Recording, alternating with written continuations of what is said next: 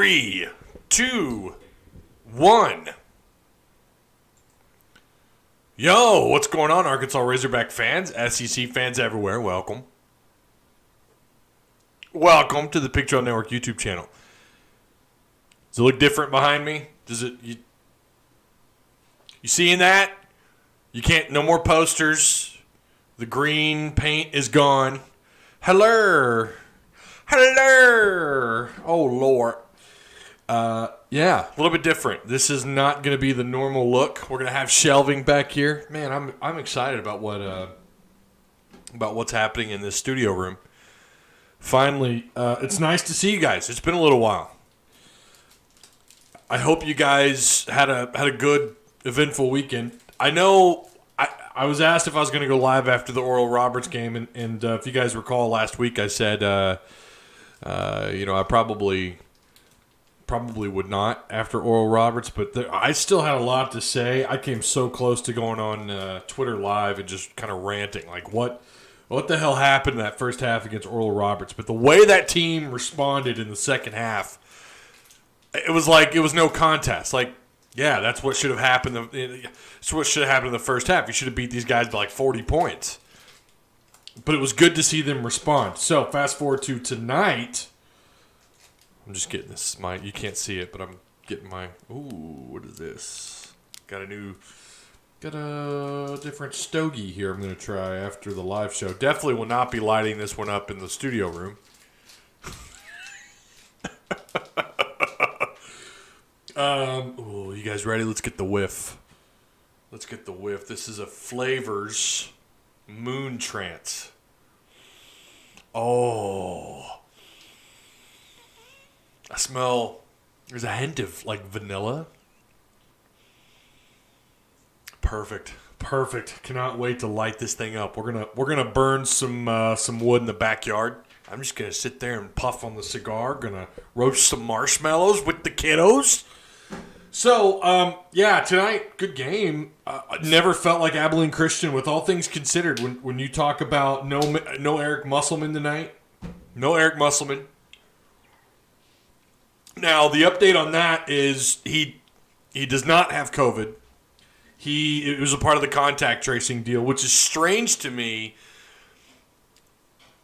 because then were there more assistants missing? I don't know that anybody said or noticed anything. I didn't. It looked like everyone was there. No other assistants were out. That was strange to me. So where's the contact tracing from? Is it just from like family members? Is someone in the Musselman household? I certainly hope not. I hope that's not the case. So, this setup, you guys can't see everything in here, though. We've got the flat screen hung up here. The PlayStation 4 Pro is in the living room, okay? The PS3 is in here, and I thought I could access YouTube TV on the PS3, but you cannot. So for anyone who's curious and you have a PS3, you cannot watch YouTube TV on your PS3. So I don't know what we're gonna do. I guess I'm just gonna play NCAA 14 in here. I guess I don't know. I was really pleased with what I saw in this game. We had some people in our Discord that were not very satisfied. Well, a couple of people, one person, maybe it was two, not very satisfied with what they're seeing from the officiating. Listen, these guys, that's what Abilene Christian does. They're really good at drawing fouls. I was impressed with the way the Razorbacks responded to that, and could have been a lot. This game could have been even closer in those final minutes, but Abilene Christian had a couple of wasted shots there in the second. It's kind of like they went away from what they were doing really well for parts of the second half. They didn't miss in the second half. So let me read chat really quick. Let me get caught up on chat. Robert Ainsworth, how you doing? Wait. Where was Musselman? Okay, yeah, he was out. Contact tracing. Yep. Doop-a-doop-a-doop. Jenna Mayes. How you doing, Jenna? I hope your Christmas is awesome, Jenna. I want you to know that. I saw your Discord post. Obviously, I'm not trying to call you out or try to put you on the spot. We know you personally, Jenna. You were our youngest daughter's pre-K teacher who loves you dearly. But I know you you had something happen recently, and I just want to say, I feel for you. Never easy. So I hope you have an awesome, awesome Christmas. And I hope you're enjoying your Christmas break. Well deserved with the nonsense that's happened so far this year. This 2020 has been, it's hit everyone hard, but especially people, especially teachers. It's a lot to handle, a lot to juggle this year for teachers. So shout out to all the teachers across the state of Arkansas. I also heard that we had some trouble with Oral Roberts. We did, first half. Go back and watch that game. I don't know if War Machine, did he put up an Oral Roberts video? I don't know if he should have. Cancel out the first half. The first half was so ugly. That was the worst. It was weird. The first half of the Oral Roberts game was like the worst half of Arkansas basketball that I've seen on Eric Musselman, period. Considering who you're playing against, Oral Roberts is nothing special. And then you look at the second half, that was one of the best second half performances I've seen from an Eric Musselman coached team. It was just a bad first half. It was not great. Scrolling down here, I was told it was rough in the first half. Yeah, it was. It was very rough. Our shooting wasn't good in the first half in the ORU game, but we pulled it together in the second half. It says Jenna, Tony Brown, what the heck is behind you, Ty? Can't comprehend it. It'll just take me a while to adjust. Okay, that is studio lighting. So typically, I can't move my camera because I've got it right where I want it to because we're trying to put up shelving behind me. But this is just lighting is all this is. You guys don't ever see it. I've got 3 lights in here. I've got a ring light there, studio light to my left, which would be, my left. And then this light, this bad boy for the spin around, kind of looks like, I don't know. I mean, if you've ever, I know you guys have seen these, but that's studio lighting. And I was hoping to have it all done. My wife has really kicked a lot of ass. I'm just going to say that. She is responsible for all the changes in here, and hardwood flooring installed in here, you guys. I'm telling you, I married Bob Vila.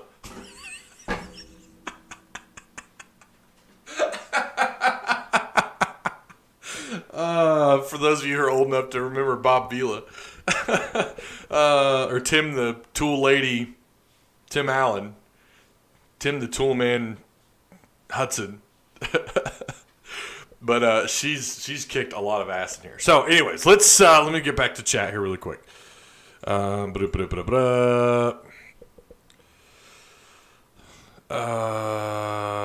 the like button. Yeah, please do. Hit the like. That'd be great.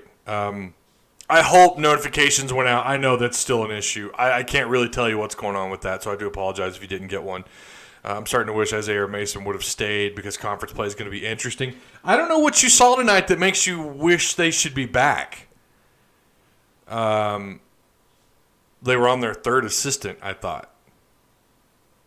Oh, are you talking about Auburn and Boise State? I don't know. I'm starting to wish. I don't know, Fish. I don't know what. I don't know what you saw tonight that makes you. I mean, yeah, you would love to have Isaiah Joe back. So I'm not going to lie. I don't really know SEC play is going to turn out this year. There's still a lot left to get figured out with SEC play. What's up, Ty? What's going on, Kelly Murray? Obviously, we're not into conference play yet. We don't know how good or bad this conference really is. Kentucky is down. Kentucky is absolutely atrocious. Kentucky's terrible. Let's see. The coloring in the new room is much better. That green was not kind to you. Oh. Well, what the hell, Cal? Wrong pipe. That green was not good on you, Ty. Oh, okay. My bad. Ty, thank you. My family is not doing a big get-together, so I booked a plane ticket to Daytona Beach on a whim since I have nothing to keep me at home. I'm going to be as safe as I can. Hey, hope you have fun. Hope you have a good trip, Jenna. You deserve it. Mike Anderson would never let Oral Roberts come close. Disclaimer, this is a joke. I realize how bad this is the comment section can get about this topic. Yeah, you should know, Tony, and you're trying to stoke the fire, my man. You're trying to stoke the fire, Tony. Tim B. Hey, Ty. Merry Christmas from Arizona. To you and all your subscribers, what are your preliminary thoughts on Hogs versus TCU? Okay. I want to jump into this game. I want to get into the analytics of this basketball game that happened tonight. I will say I wanted to do it again. I didn't have internet in here for like a while. I didn't have any my desk was in the kitchen. I couldn't go live. I wanted to. I thought about booting up the phone and just doing it that way, but I don't really like doing that. I've got a lot to say about that TCU matchup. I'm going to tell you at firsthand, there's a lot to break down with that team. I need to go back and watch a lot of film. ESPN currently has TCU favored. I think 3.5 points? ESPN feels a lot better about that game than I do. TCU's legit. They've won 5 of their last 6. They beat 2 ranked opponents. They put up the most points, I think the most offensive production against Iowa State, a top 10 Iowa State football team. I don't think TCU has any business in this bowl game. They ought to be like Cotton Bowl, but I know this year it's unlike any other year. I don't like this matchup for the Hogs. If I'm being completely honest, I can't decide if I'm going to do like a chopped up edited video for you guys or if we're just going to go live and talk about it like a pre-snap live show, which I probably still will do if I do an edited video, but I don't like that matchup. I just don't. And maybe I'm wrong. ESPN, maybe they know something I don't. I was surprised that line was that close. I was thinking 14, 15 point, maybe below 14 points, somewhere in there. They've got a quarterback that can do it all. They've got some playmakers on that defense. They got a little bit more depth. They're better established. It's Gary Patterson. I love that they're playing a Texas team in a Texas bowl game. I would love for this to be like what happened against Texas in Brett Bielema's second year. I'd love for that to be the case, but I don't like that matchup. I just don't. They run the ball really well. I think they average like 215 yards a game on the ground. What is our kryptonite on defense? What's our kryptonite? Our offense that we run, that Kendall Briles runs, is a atypical Big 12 offense. TCU has seen it 9 times this year, or something close to it. Maybe not 9 times. Okay, back up. But you know what I'm saying. The Big 12, this is what they do. It's all about speed, tempo. They got to make up for it. They don't have the talent that the SEC does. They don't have the talent or an Ohio State or Clemson in most, outside of Oklahoma and Texas, really. Most teams in that conference, they have to make up for that lack of talent, and they do that by running high tempo, super fast offenses that run something similar to what Kendall does. They've seen this. I don't like that matchup. If I'm being completely honest with you, does Arkansas deserve to be in a bowl game? I think so. Are they good enough to go toe-to-toe with someone like TCU? I don't think so. I don't know. What was Texas Tech's record this year?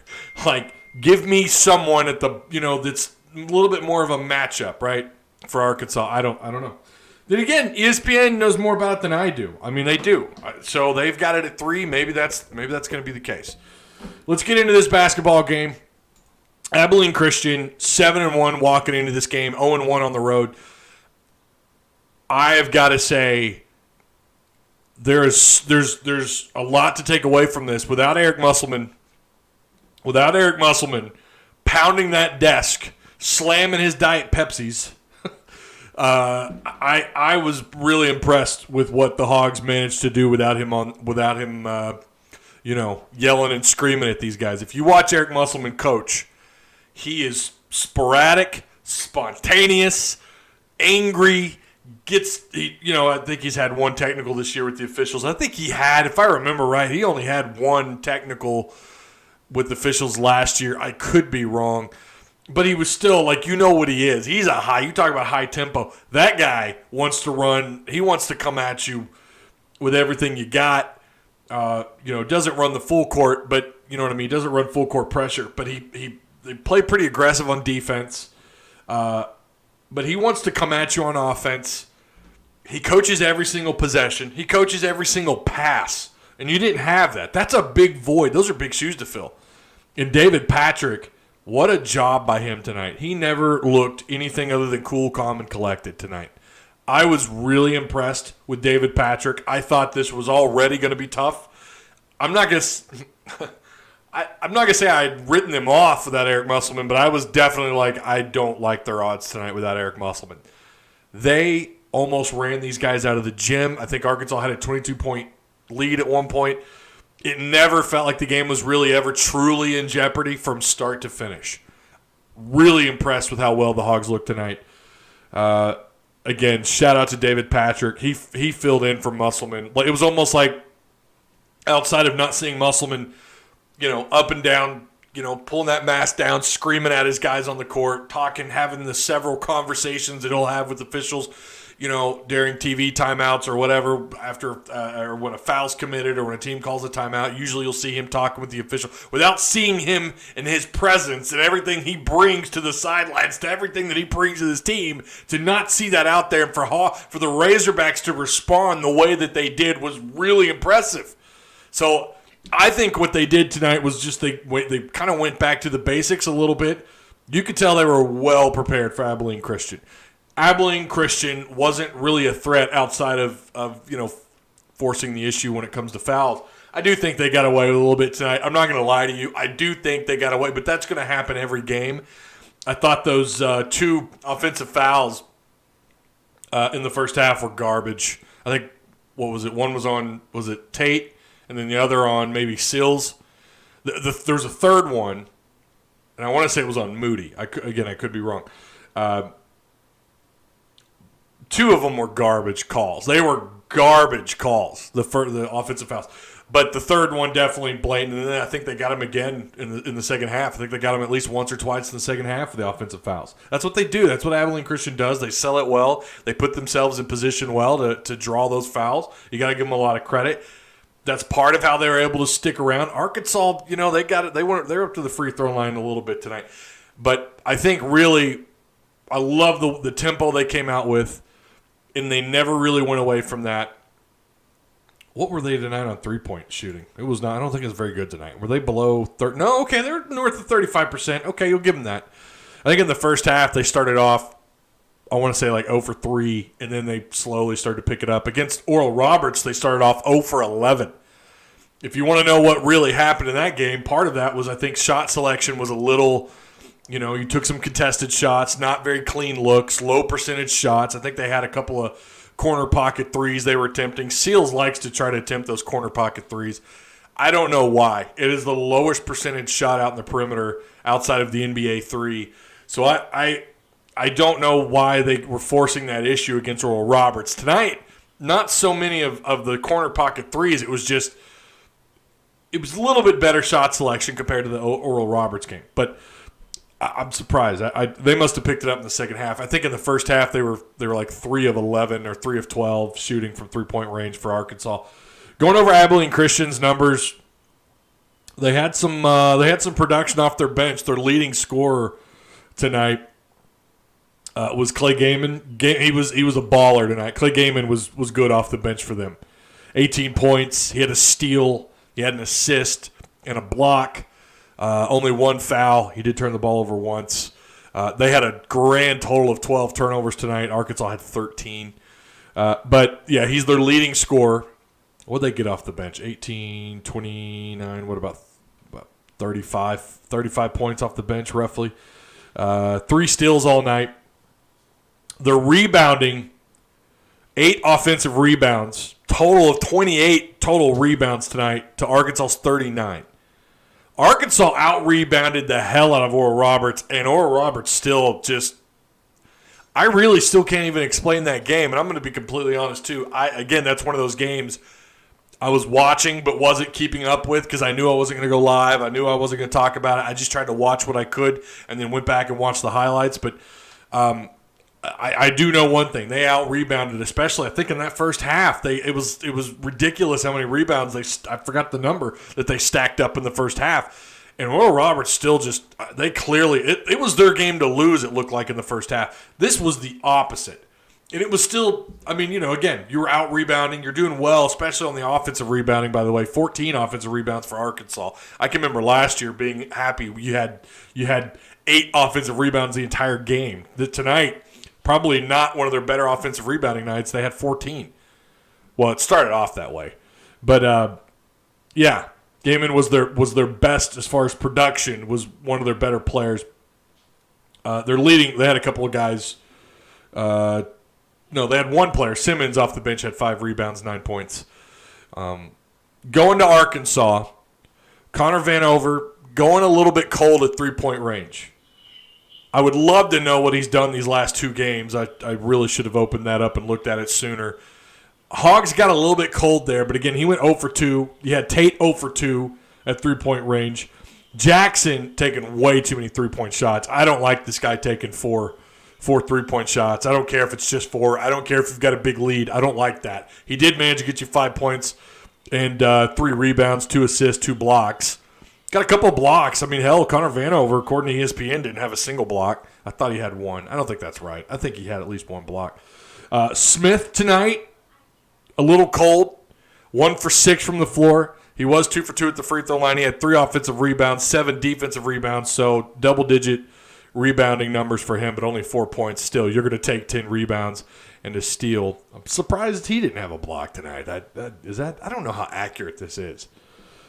Free throw shooting was really good. I think it's one of their better performances at the line. 24 of 30, so that's 80%. They shot 44% from the floor, 36% at 3-point range, 9 of 25. Abilene Christian was 29 of 61 from the floor, so they shot, listen, they couldn't miss in the second half. And, I mean, it wasn't anything like Oral Roberts in the first half, just as far as just production. But it had that feeling like they're going to make this into a game. I think at one point they got it down to a single-digit game. I think at one point it was down to 9. You were at a 20 – again, someone brought this up in our Discord. You were at like a 22, 21, 22-point lead, and they shrunk that thing down to single digits. Abilene Christian's pretty – look, man, especially you watch the way they changed and made the adjustments in the second half. Go back and watch that second half if you have nothing better to do until the next game. Auburn. Ooh, you open up conference play. That's what's next. But, yeah, I mean, go watch the second half. They really, like, if you want to see, they had Arkansas on their heels. I mean, they went on a pretty nice run. Arkansas shot at one point. It was like 1 of 6, and they went on like a 6 for 7 run. But they shot 22%. I kind of thought their 3-point shot selection was questionable. If I was a coach, I'd be a little irritable for Abilene Christian. They took some pretty contested shots. Gaiman had a Gaiman for them was where was it? 4 of 7 at 3-point range. So, yeah, they were 5 of 22 out there. Again, 22, almost 23%. They were 9 of 15 at the free throw line. That's 60%. So, great game. I'd say 75% of this game, 85% of this game, you felt like, yeah, let's just wrap this thing up. Again, the final minutes, 85-72, I don't even know if that's a proper reflection of how this game actually went down. Arkansas just led this thing big for quite a while. Let's scroll up. Kryptonite, Tate rolled his ankle again. Hope he's okay. Yeah, Tate did go out. He did not come back in. Ty, how you feeling about Felipe playing? Would we have been better off with KJ? Oh, man. See, this is stuff that I really want to save. It's weird. You go back to the Missouri game. KJ played his ass off. KJ Jefferson, that offense was so fast. It looked like, this is what this offense can look like when you've got someone who's a threat running the football. He's surprisingly fast for someone who's 6'3.5", 240. He's surprisingly quick.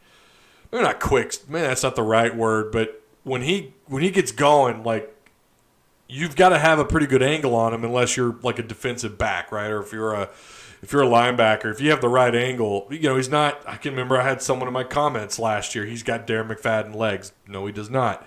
But he's pretty fast for someone his size. So we got a glimpse of, okay, that this is what this offense can look like. But at the same time, I still felt like had Franks played, he's your starting quarterback. He's your leader. Nothing against KJ. You probably win that game with Felipe Franks. And again, like I said weeks ago, it's nothing to do with what KJ didn't do. It's more about what Felipe Franks, what he does as far as a leader. And I do think, when you look at arm strength, I don't know who's got the stronger arm. I would probably say Felipe Franks, but, a better understanding of the offense. I feel like Franks has a better grasp of the offense. Doesn't fumble the football. KJ has an issue with that a little bit this year. But I just felt like, and that's not what happened in the Mizzou game at all. KJ Jefferson was spectacular. But you just feel like it's weird. The offense does move better when he's out there, I think, because he matches. Like, that's the kind of quarterback you need to lead that offense. That's what it's built for quarterbacks like that, to be able to move out of the pocket and to be able to, to run the RPO effectively and to be a threat, to be an actual threat. Franks doesn't bring that. But it's weird. Again, it goes back to just he's older. He's more experienced. I think he still sees the field a little bit better than KJ does, just with the experience that comes along with him. When you look back at what he did at Florida as a starter, I just feel like had he been the starter, Arkansas probably wins that game. Again, nothing against KJ. KJ was spectacular. When you look at this game, I don't know how to feel about him playing. Because I'm ready. For me, it's like we know Franks is going to go pro. So honored. And it's just how awesome. I mean, it means he said it today talking to the media. How did he put it? Something like it's more than just me. It's more, the game is bigger than me. Basically what he was saying, talking to the media. Dude, that is someone that you could follow to the ends of the earth. What a leader. That's the thing that he brings to this team. But at the same time, it's like I'm kind of ready for the next phase of what Arkansas can do on offense. And I think it would do a lot for KJ, for fans to see him play again. It would do a lot for him. It would do a lot for the offense. It would do a lot for fans. It would do a lot for the coaching staff. Let's see how he does against a non-conference opponent. And by the way, again, TCU's pretty legit. I don't have all their numbers up in front of me. I need to really digest more TCU content. I need to go out and watch and read and do what I need to do to get ready for this game. But they're legit. I would love to see what KJ Jefferson could do against TCU and how he would respond. How about the All-American or the All-Conference selections? Did you guys see that? Huh? How about that? What did we have? We had first-team All-SEC Grant Morgan. From walk-on to first-team All-SEC. Should get an All-American vote, in my opinion, but we know he won't. Traylon Burks, second team. Bumper Pool, second team. Jalen Catalon, second team. All freshman SEC. Hudson Henry, which was surprising. I was a little surprised by that, but it makes you wonder. I guess there's just nothing against Hudson. I think Hudson has a pretty high ceiling, but I guess just no other freshman had the kind of production that he had on the field. And Brady Latham, both these guys, all SEC, and Jalen Catalon. So congrats to those guys. That was big. That's big. You can build off of what you did this year. No doubt about that. I won a bowl game, and here's the other thing. There's people that are trying to convince me that Arkansas has no business playing in a bowl game. What's the point? You're going to go out and get your ass kicked. Listen. By the way, ESPN disagrees. They disagree with me, too. I don't, but it's what it is. But, hey, I'm all about that. I'm not... No shame in that, baby. Bring it on. I want a good, hard-fought four-quarter game against someone like TCU. It's a quality opponent. But I don't understand the crowd that doesn't want Arkansas to go to this bowl game because they're going to lose. That's ridiculous. Any opportunity you get to be better, you take. That's what this is. That's how I'm looking at this game. Yeah, I want Arkansas to win. I want the Hogs to win this game. How awesome would that be? I do think the Big 12 is crap, but TCU's a quality opponent. They're a good team. So you're going to take every opportunity that you get to get better and something that you can build off of going into next year. You can build off of what happened this season. You can build off these all-SEC, these guys. By the way, most of these guys will be back next year. We don't know about Morgan. All these guys will be back next year, God willing. Again, outside of Morgan. You can build off of what you did this year and all the accomplishments, but you have to look at this bowl game. It's more time to get prepared for another opponent. It's an 11th game. It's a huge advantage to be able to make a bowl game. Why anybody we're going to lose, don't play. What? What are you talking about? You're getting an opportunity to get better, you take it. Let's stop being silly. The Frogs will lose, says Joe. Jenna, well, we played hard, so hopefully they can pull it out. I don't have a good feeling about the bowl game either, says Kelly Marie. Their quarterback is one of the leading rushers in the conference. They run the ball really well. Again, if we hold TCU under double digits, that's a huge win for Hogs. In my opinion, that's a huge win for the Hogs. Mizzou not looking very, very number 14 against Bradley, whoever Bradley is. Oh, that's right. They're playing tonight. I forgot about that. Also, Arkansas, most wins in the conference. No, they're not going to get ranked. What happened to Ty's Wall? It's like gone. Yeah, so if you're joining late, I think I mentioned this last week, but we're going to put shelving back here. We're going to, I don't know like what merchandise. I'm probably going to make some adjustments to OBS. We're going to have merchandise back here, not Hog Talk or PTN, but it's like Hog stuff. Probably some Cardinal stuff back there.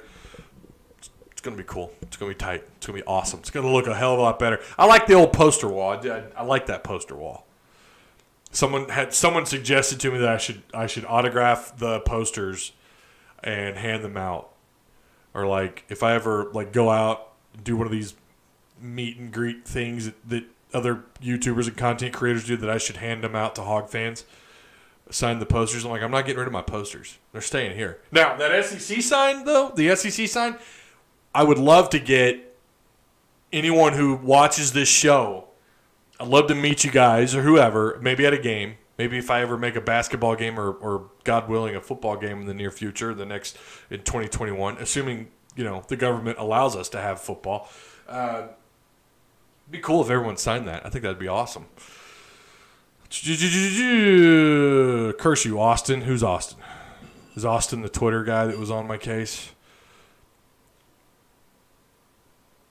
Not sure if you have said or not. Will Eric be available for Auburn? I don't know right now. I'm not sure.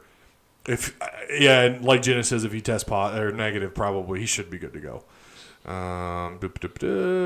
This is weird seeing Ty without all the stuff behind him. I know.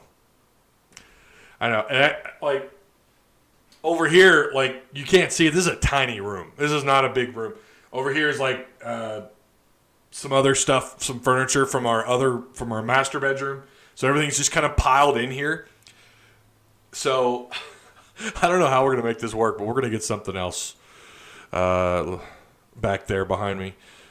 Harsin is a good coach. Yeah, Boise State, Auburn. What do y'all think about that? Harsin could be the next head coach at Auburn. So many people told them no. And it's so funny when people act, Arkansas, look, nobody wants to coach at Arkansas. You had to settle for Sam Pittman. Look, man, sometimes timing is everything. Timing is everything, and the state of Auburn's football program is not the best, at least in terms the optics of it, right? Ty, did you see that Musselman's DJ Techno video celebrating Hogs? I love that video. That was great. Yeah, Harsin is a good coach. I mean, I think he's a quality coach. I don't know that Auburn fans are super thrilled about it. I did see some of their reactions. They're not happy. They think they ought to be able to get someone like an Urban Meyer. They think they ought to get someone like an elite. No, you live in the shadow of everybody else on that side of the country. Why would anyone go to Auburn? I mean, you got Gus. I mean, Gus was the timing is everything, right? I mean, yeah, a quality coach could take over. That's a quality job. But if you don't win 11 games over there, they're going to fire you. I'm surprised Gus lasted as long as he did. The only time we trailed – oh, you're talking about tonight was one – well, yeah, that's right. They hit one – yeah, you're right. KJ will start next year. Accuracy, KJ doesn't have it yet. You go back to that Mizzou game, looked pretty good. You fast forward to Bama, when he comes in – I still don't know why Frank's played that game. Well, I get it now, especially after hearing him talk to the media today. He just wants to be out there, man. He wants to be out there. He wants to put it on for the Razorbacks. He wants to put it on for his teammates, for the fans. I see that now. I see that. So I see why he played. I questioned him playing against Bama.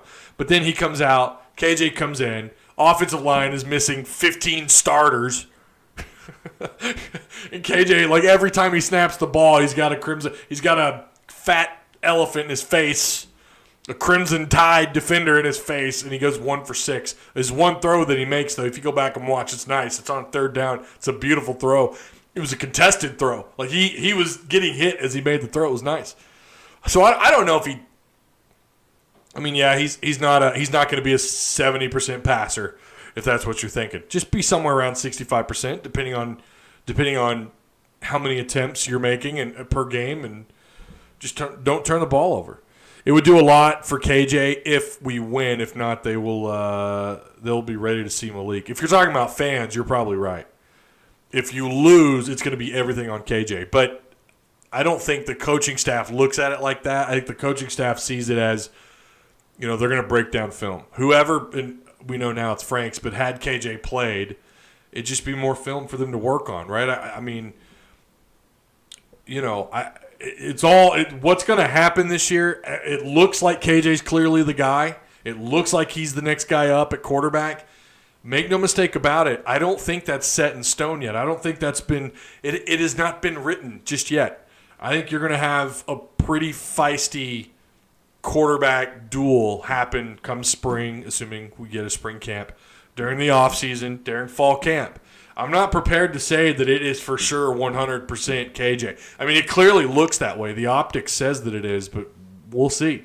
I think Hornsby's a hell of a player. You guys know how I feel about Hornsby. I think they're both capable. I really do. I think they're both capable. We've seen it from KJ.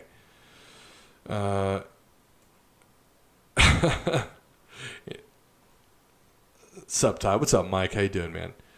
Anybody not wanting the bowl, seriously, by the way, what's TCU's record? They're 6-4. Is that right? I think they're 6-4. Or 5. Is it 5? They've got a winning record. The assistant coach said on the buzz he wouldn't be available for the practice, but would be there for the game. Grant Morgan is in the final 3 for the Burlsworth. He is indeed. Morgan had a hell of a year. Grant Morgan is the SEC underdog story of the year. He is. I agree 100%, Mr. Bloodline. I think Hornsby will start next year. That's Browell's guy. Well, right now it does look like it's KJ's job to lose, but we're not. You know what? He's not going to play in the bowl game. So again, I think the quarterback duel starts this spring.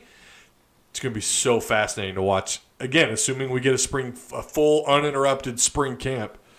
If you give us the close losses in Auburn, we are 6-4, are we not?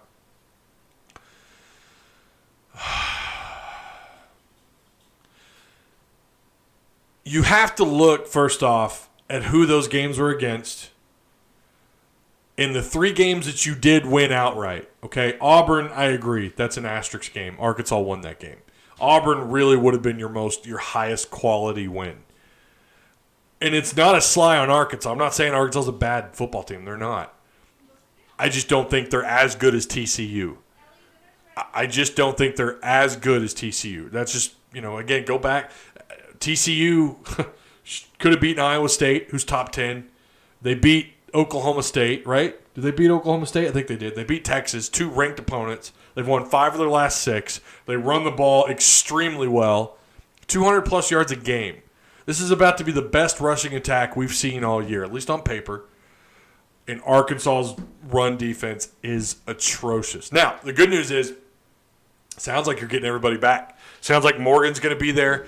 You're going to have Franks at the helm. I don't know if that's, when you compare, like KJ runs this offense so much faster, so much more effective. TCU is not Bama. TCU is not, they're not even, I don't think they're definitely not Florida, but there's some things to look at. Again, I need to go back and watch a lot of their film. Need to watch more before I give you guys my pick. But if right now, if you told me, I don't know, if you held a gun to my head and said take a win and give me the point, give me the spread, I would take TCU by at least 13. I just don't like the matchup. They run the ball extremely well. The quarterback, 20 touchdowns, 10 rushing, 10 passing. They're not a big threat through the air. I think they average like 215 through the air. They're not a super effective passing offense. But you don't need to be against Arkansas's defense. Arkansas's defense is atrocious against the run, you guys. They're not any better against the run. again, you look at the first 5 games. Listen, if you played a perfect first half of the season defense, second half of the season outside of Bama offense, you put that all together, play a complete game, that'd be a hell of a game. I don't know. Maybe you beat TCU with that. Are they capable of beating TCU? I think they're capable of beating TCU. I don't like the matchup. I don't like it. I'm taking Arkansas on our defense for the last game. Why is KJ not playing in the bowl game? Well, because Franks is playing. Franks is going to be back. We lost all of our games minus Bama by 7, and we played better. Just saying, we could have been 6-4. So looking at it like that, we are evenly matched record-wise. Yeah, I get what you're saying. I hear you. I just don't agree. I think TCU's just you're focused on like the win-loss record, and I get that. But at the end of the day, you are realistically you're 4-6. None of those wins outside of one against a team with a record above 500. Meanwhile, TCU is beating ranked opponents and good teams. They scored on Iowa State more than anybody. Put up the most points that anybody put up on Iowa State. Who finished what in the AP in the regular season? I mean, you're talking about a top 12 caliber Iowa State football team. I just think it's a bad matchup. Again, that's all I'm saying. I'm going with Arkansas for obvious reasons. Odom seems to be good at scheming against outsiders of the SEC, Leach from Pac-12, Kiffin from Conference USA, etc. He might shock TCU on defense. Or am I high? 21-19, Mizzou at the half. Ooh, really? Ooh. You told me in the summer. Oh, here we go. Am I going to be... You're wrong, Ty. Let's see. You told me in the summer that Grant was better than I thought because I was bashing him. And damn, Ty, you were right, sir. Okay. I'm getting praised. Holy crap. This never happens. Thank you, Fishman. You are awesome for admitting that, you know what? Ty, you were right about something. Bumper Pool making all conference. I said that his freshman year after he played. I said that's an all conference caliber linebacker. I'm not saying he's all American. But I love what Bumper Pool. I love his skill set, his size, his physicality. You know, a sure tackle, great open field tackler. Morgan is like the whole package. Morgan is a really good linebacker. He's a solid. He plays with a chip on his shoulder. Reminds me on the field so much of his older brother. He's got that in him. He just does. We're going to be healthier minus Coates. Yeah, Coates. That's a. Than we've been all year. We have one more time to practice and whatnot. I just think we're going to win. Okay. Again, Sean, that's great, man. We just disagree. That's all. We're going to have to agree to disagree. I'm not saying that Arkansas is bad. Also, something else to swallow. How many sacks does TCU have in 9 games? Anybody want to take a guess?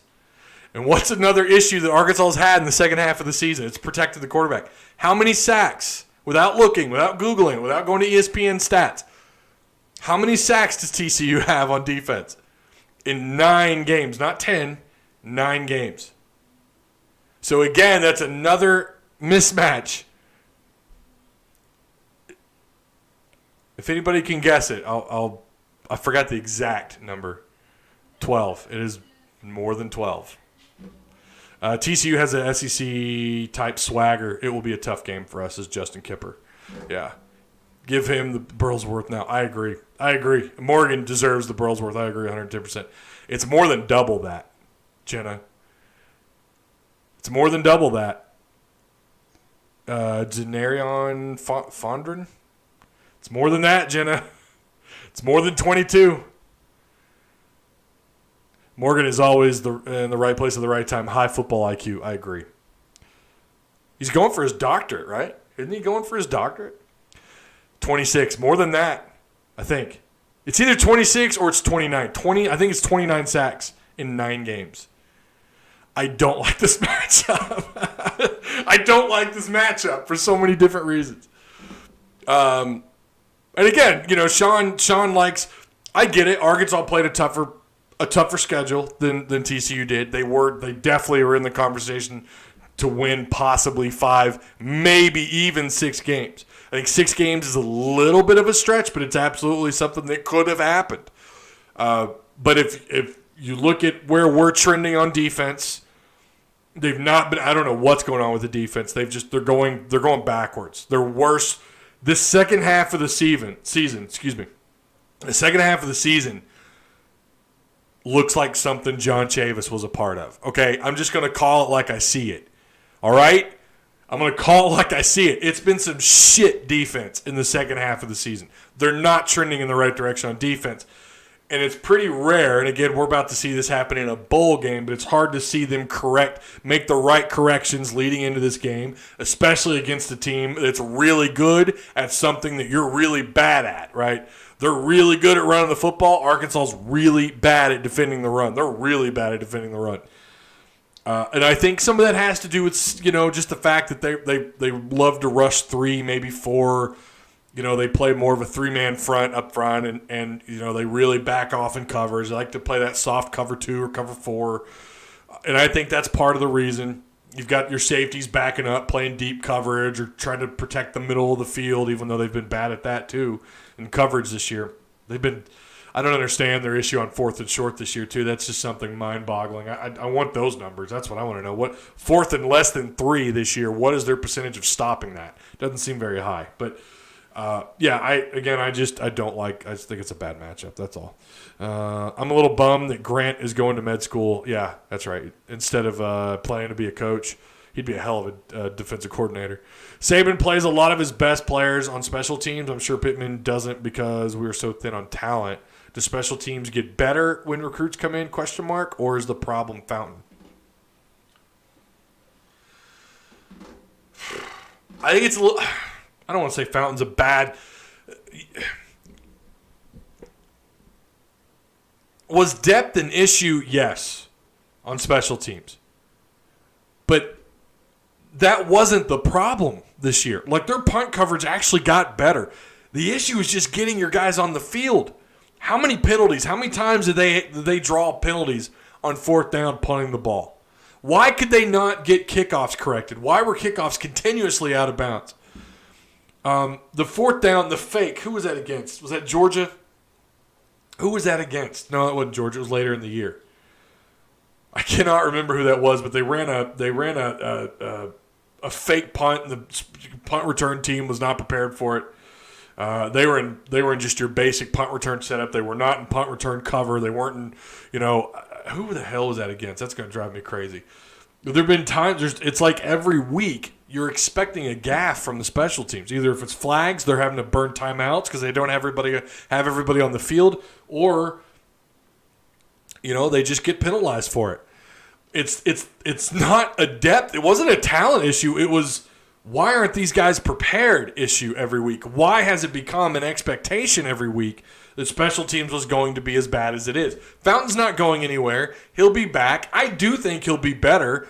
How much better or how much worse could you be? There's nowhere else to go but up from here, right? But it's like you're cutting salaries. We're talking about cutting salaries. They already asked the staff to do that. And there are plenty of coaching staffs around the country that do not run a special teams coach. I'm saying if you can do it without any loss whatsoever, maybe you could walk away. I don't know what Fountain's contract looks like. I don't know if he signed more than a 1-year deal or not.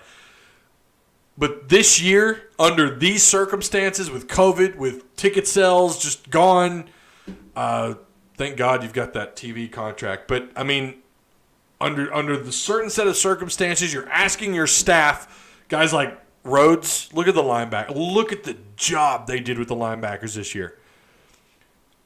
With no time to prepare, you're doing all you're getting to know one another during fall camp instead of having a spring camp. The short amount of time, look at the job that Stepp did with receivers this year. Burks goes out, Mike Woods steps up. Devion Warren steps up. Knox has regressed. Woods has stepped up big time in his place.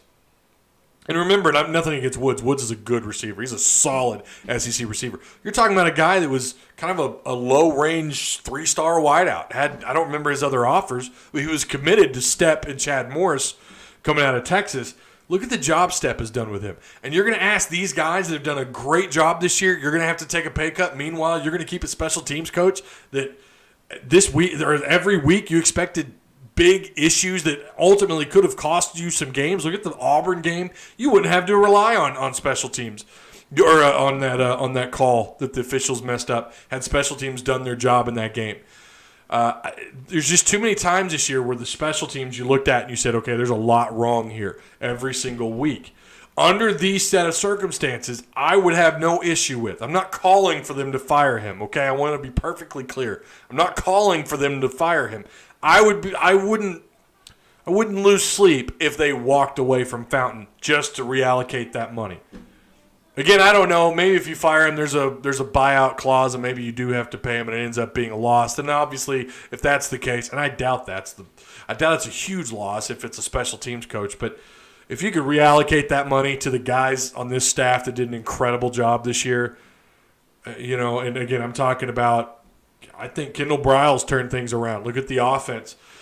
The second half of the season outside of Alabama, much better on offense. They found their rhythm. They started to click. They started to work together. Their play calling got better. I saw people bitching less and less about play calling the second half of the season compared to the first. They got better. Defensively is a different argument. The first half of the season, though, they were incredible. The Arkansas defense as a whole was incredible. So I'm saying, I don't know, maybe that's something they should consider. Listen, Fountain, you're a name in SEC. You brought in this big-time kicker. Great. By the way, kickers are incredibly tough to evaluate. We have no idea if this kid's going to be a great kicker or not. We don't know. They're so hard to evaluate. But thank you for that. But considering the fact that we've asked everybody to take a pay cut, or maybe you just reduce his salary to like really, really low. Wouldn't that Jim Chaney? You remember that with what Brett Bielema did with Jim Chaney? Gave everybody else on the staff extensions outside of Jim Chaney. Maybe you do something like that. Well, you can't. They can't afford it. I don't know what their pay structure looks like right now as far as giving out extensions, but I don't know. I say lower Fountain's contract and give him another chance. But if Fountain refuses a lower contract, see ya. Give Fountain a second chance to live up to his name. And they're going to. They're not going to fire him. Sam Pittman and him are pals. It's not going to happen. Jonathan Burris, defense issues have been due to COVID issues. LSU game, we were out like our whole line, and I'm sure we didn't have everyone for most of the other games. Early in the year, we had everyone healthy. And you're not wrong. The LSU game is the game that I look at as, yeah, you probably win that if you have Jalen Catalon play that entire game, and if you had your entire defense, your guys up front. Outside Jonathan Marshall, they didn't have everybody. But you also have to look at what LSU lost, okay? We can't sit here and complain about COVID-19 and the kind of turnover we had due to COVID and whatever, opt-outs for COVID. We can't complain. And then look at LSU. They had a redshirt freshman at quarterback. They had, I think, 4 or 5 starters opt out in 2020. If we're going to play that game, so can they. And you still lost that game. And the defense was gassed. And again, I'm going to give you that. Had Catalon played a full game, he was out for 2 games because of the ejection that he got for targeting. And you lost some guys up front. That's a big deal. And it wasn't on just the line of scrimmage. It was the defensive line. Offensive line, I don't think there was anybody that I can recall. There might have been an injury. In that game. I can't remember. But LSU had some losses. So everyone had to deal with COVID this year. That wasn't exclusive to the Hogs. The LSU loss is definitely because the whole damn defense line starters were out. Agree with all the penalties on special teams. We're not a talent issue. Those are coaching and preparedness issues. Fountain has to produce next season. Yeah, I agree. I missed it if you talked about it already, but what about the seniors coming back? So I can't remember if it was Richard Davenport or someone on Twitter. Maybe it was Nikki Chavanel. Someone had suggested that it looked like there were 5 starters coming back. 5 seniors coming back. I have no idea. I don't know any names. I'll tell you who it needs to be. Needs to be Myron Cunningham. needs to be Jonathan Marshall, needs to be Grant Morgan, right? Those are names that come to mind. Felipe Frank, I'd be excited if he came back, but at the same time, is KJ the better option moving forward after or Malik Hornsby? Guys that actually fit this offense, right? Like, I get people who are like, we got to have Franks back. I don't disagree with that. You look at what he did this year, it's pretty incredible. COVID messed up all sports. It did. And the Hogs can't claim exclusivity over that. Everyone had to deal with COVID. But again, LSU, we're going to talk about how impacted we were. So were they. And they ran up and down the field on your defense. Should have put up more points. Arkansas did do a good job of reducing the damage. But I just think the second half of the year, Arkansas defense was just atrocious. There's no covering that up. We can sit here and blame COVID all we want. I think most of it had to do with, you talk about guys that had to miss because of COVID. But I don't look at it like that. I look at it as, look what COVID did to the offseason. Arkansas couldn't prepare their guys, your 11 guys behind your starters. They didn't get a chance to develop the 11 guys behind the starters. They didn't get a chance to really do that. That's something else Arkansas was up against. All these other teams that have talent, that have depth in the SEC. When you look at like the top 5, top 6 teams in the SEC, I think Arkansas, again, did really well with what they had to work with. And I think Rhodes. To me, Rhodes and Coach Stepp, you got to keep those guys around. That's what I'm really worried about, losing those two. Fountain has a 2-year contract, as do all coordinators. Well, do you mean on this Arkansas staff? Okay, I didn't know that.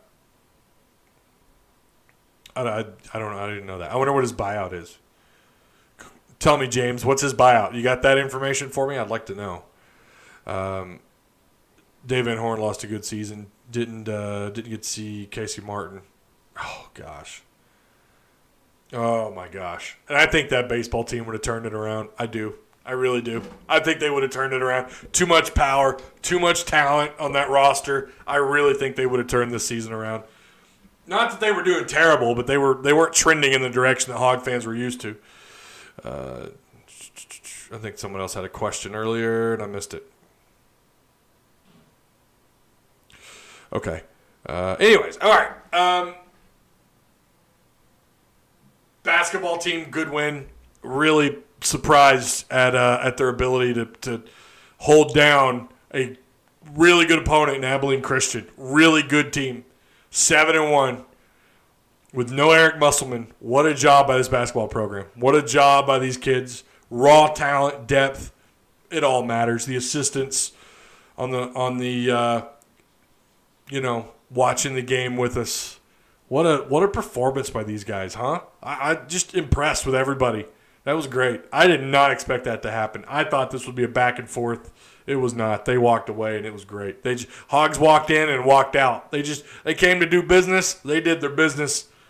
Now they're on to SEC play. How about that? Uncle Scotty can right the ship. He knows what he's doing. Okay. Didn't have a good enough year, though, to be retained, if you want my opinion. When you looking at COVID, looking at what you got to do as far as decreasing salaries across the board, I don't know that, I don't know. Was not a fan of how things went down this year. You Hog brother, Woo Pig Suey. What? Is he really your uncle? Is who my uncle? I don't know who you're talking about, Fish. Oh, Scotty, my bad. I'm getting tired. Uncle Scotty can right the ship. He knows what he's doing. No, I don't think there's any relation. If there is, Eric,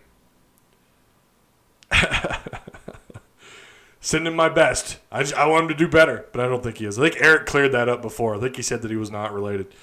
Doug, how's it going, man? Hope you're doing well. All right. Yeah, I don't know. I disagree about Scott Fountain. I just disagree. I think he's any other year I would say, all right, give him another chance, but I don't like the idea that you're asking this staff to take pay cuts. And really, I think most outside of the offensive line had moments where they were pretty good this year.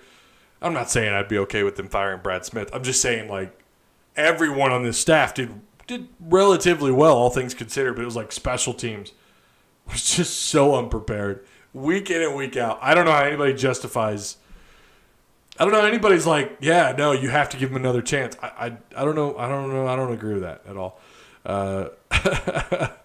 Sorry, should have been Hog Brother. Oh, okay. All right. I was confused, Doug. I was really confused. Okay. Thank you guys for being here. Oh, you know what I didn't do? I didn't give Boom. There we go. PTN Patreon. If you guys want to go be a part of that, you can click the link down below. I do appreciate all the PTN Patreon subscribers. You guys are awesome. If you want to be a part of it, it's a minimum of $4 a month. That's it. It goes towards helping out the channel. I'd really appreciate it if you want to be a part of that. If you don't want to do the monthly thing, if you want to throw the old throw a little dollar in the old PTN PayPal, you could do that as well. There's a link provided. Brow's offense can be throttled with this fake injury strategy. I'm telling you, man. I'm telling you, Bloodline. Ooh, nothing boils my blood like that nonsense. SEC coaches are using lately. They've been using it forever. It started real bad under Gus Malzahn at Auburn. I noticed it seemed like every game. No penalty for faking an injury. Did anyone else see Kiffin? Yeah, I tweeted about it. When he told his guy to go down, when he was pointing at him to go down, yeah, I saw it. We had a great baseball team, says Crazy Hog. Wish we could have seen more of those players.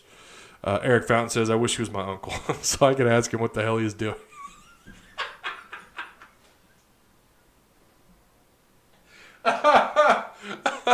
Oh, hey, Unc, what the hell are you doing? Why are we having to burn timeouts on 4th down on close games? Why don't you have your players on the field ready to go? Why are we drawing penalties on 4th downs every week? Why do we expect you to screw up every week? There's a foul, impossible tech fouls for flopping a basketball, so it's time for football. Yeah, there is. I agree. Let's do that. Let's do the flop. It's flop. I agree, Doug. Amen to that, brother.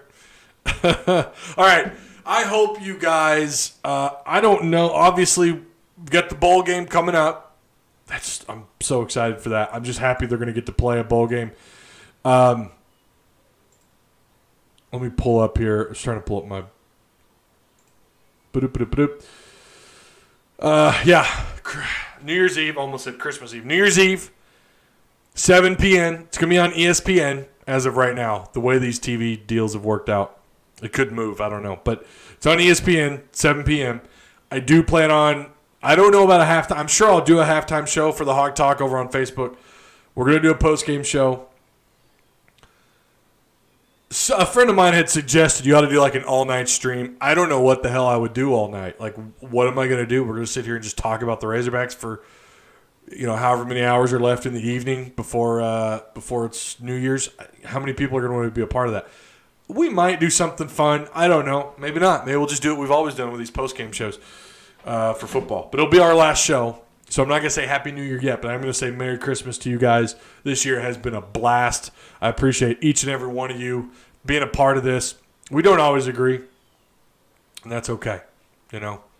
That's something I think, like with talk radio, when you disagree with someone, they can't interact with you. They can't really explain their position. Like, Bo Mattingly, I remember, I'm sorry, radio lost one around here when Bo Mattingly went off the air, but Bo Mattingly had so many people that hated him. And I think had he had a format like this where he could talk kind of back and forth with chat, I think you'd probably like him a little more. But I love that I'm able to do this, that I'm able to interact with you guys. I love the idea of building communities. I think we've built a pretty awesome community, and you guys are awesome. This year's been special. The growth, especially with COVID-19, I had no idea if I was going to be able to get into a place, especially with homeschooling our girls, with everything that happens in this home life. I wasn't even entirely sure what this year would look like. Again, with COVID affecting sports like it has. And here we are. We've grown. We're sneaking up on 500,000 views on the channel. It's just awesome. And I appreciate each and every one of you for being a part of it. Whether you're Patreon supporters or donated in the PayPal or not, just coming through here, being a part of chat, being a part of this, sharing the videos. pretty cool. It's pretty awesome. And I do appreciate each and every one of you. Merry Christmas and safe New Year. Thanks, Doug. I appreciate that. Merry Christmas. I hope it's amazing. Tell the little one I said hi. I will do that, Jenna. I will do that. P.S. Heard Florida is getting sanctioned for recruiting violations. Boy, everybody is. Everybody's. Tennessee football, did you guys see that? Who's shocked by that? I've been telling you guys for months. They're going to lose commitments, and they're going to be investigated. It's happened. It's like I've got a crystal ball somewhere. I've got a crystal ball. I've been saying this. They're cheating their asses off to have that top 3 class. Come on. They're Tennessee. Who the hell wants to play for them that badly to put them in the top 3 in recruiting? No. Of course, they ended up dropping as the year went on, but they had decommitments, and now they're being looked at by the NCAA. Who's surprised? Not this guy. I said it. They're cheaters. Dan Mullen's cheating at Florida. Oh, my God. He did a better job of getting away with it at Mississippi State. Will Wade. I've been calling that son of a bitch out for like a year. A year. And then here we have an HBO show that's like, oh, here's Will Wade cheating. No shit. Really? Who's surprised? Not this guy. All right, I'm going to go light up the cigar. You guys, I will see you after during the halftime show, the TCU game, and the post-game show right here on the PTN YouTube channel. Cheers. Have fun. I'm going to go eat dinner, smoke a cigar, eat some toasted marshmallows with my kiddos. You guys be good. Woo pig.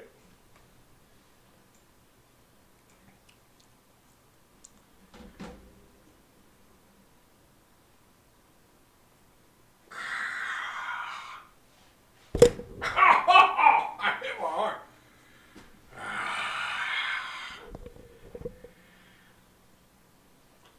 Where's my lighter at?